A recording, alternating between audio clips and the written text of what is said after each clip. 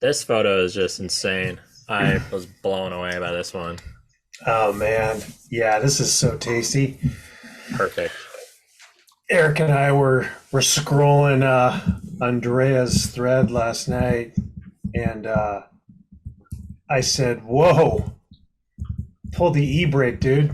Scroll back." Yeah, this one really stands out. And as soon as he stopped, I'm like, "That's the one." I'm like, "This."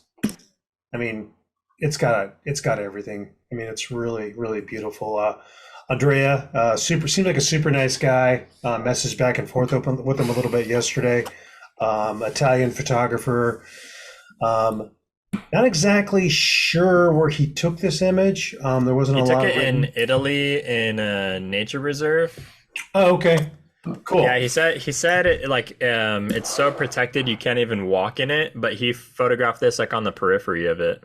Wow, Wow. wow. I mean, it's just so unique. I mean, I love everything about it. The perspective is I've never seen anything really like this. The color, the way the other trees in the background are framing up that main subject there in the middle. Just a killer image, Andrea. Really love this one, and stoked we could feature you today on the show. Yeah, he said it's a national park called Foreste Casentinesi.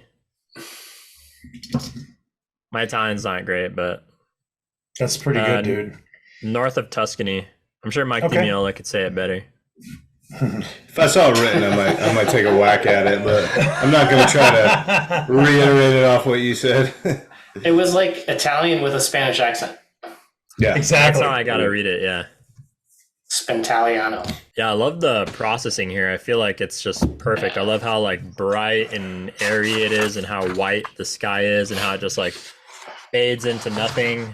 I feel like it'd be a challenging one because this is the kind of scene that you could get like really bad banding if you're putting in too much contrast, or like if it gets too blown out, it'll look weird. But I love how it just has like the perfect white point in the center, and the composition's super nice. Then you have these like really colorful leaves that just really pop, and there is nice contrast to it without it being like too heavy in the shadows or anything. It's got a really cool look to it. It's just perfect. Yeah, really cool conditions. Mike, it kind of gets back to like what you were saying is like, when you're going out into the falls, like, all right, well, how am I going to make it different this year? And how can I take a spin on it? And how can I make it my own? And this is an angle I just never, I think maybe I've shot up like that, but at some point.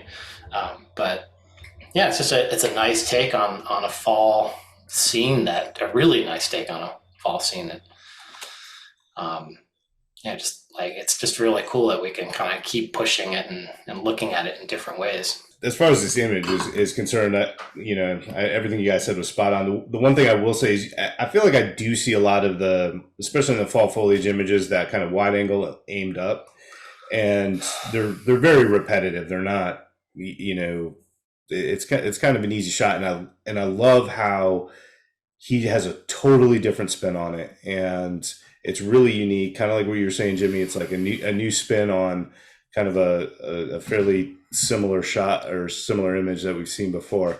And I just love how he did it. It's a little bit chaotic, but still organized. It's got great flow to it.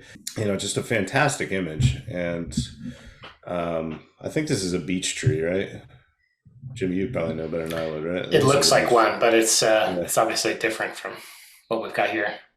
Right, and just kind of capitalizing on how that is retaining its leaves, and those leaves are even retaining the color for the contrast in the image. When all the other trees around it, for the most part, have lost their leaves. It's just really well seen. It's a very enjoyable image. Yeah, and Andrea has a lot of really great woodland photography like this, so definitely recommend checking it out if you like this one. Man, his site is absolutely loaded. He's got some real heaters on there. He does indeed.